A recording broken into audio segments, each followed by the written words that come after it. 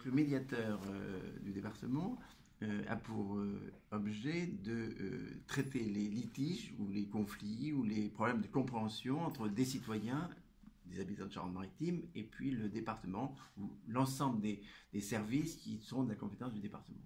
Pour quel type de conflit?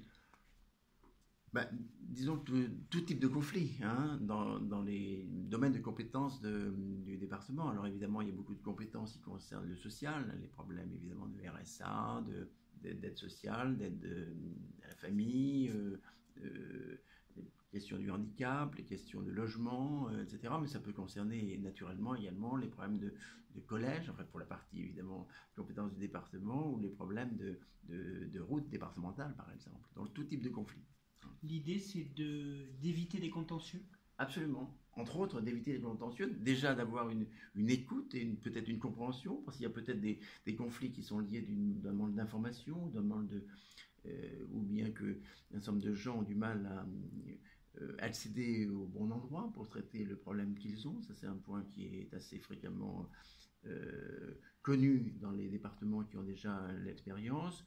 Et puis d'avoir une écoute supplémentaire pour traiter les conflits dans une société où on le voit tous les jours, effectivement, notamment où il y a une partie de la population qui se sent un peu exclue des droits, ou qui considèrent effectivement que leurs droits ne sont pas suffisamment reconnus, et donc il peut y avoir évidemment des questions d'allocation ou de suspension d'allocation, il peut y avoir des questions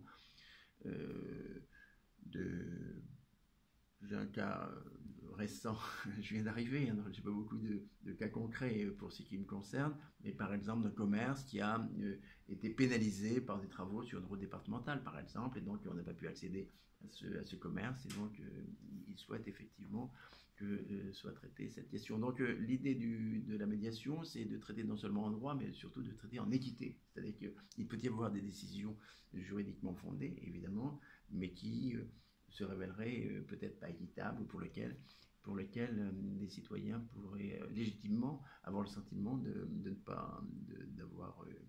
d'avoir eu des difficultés.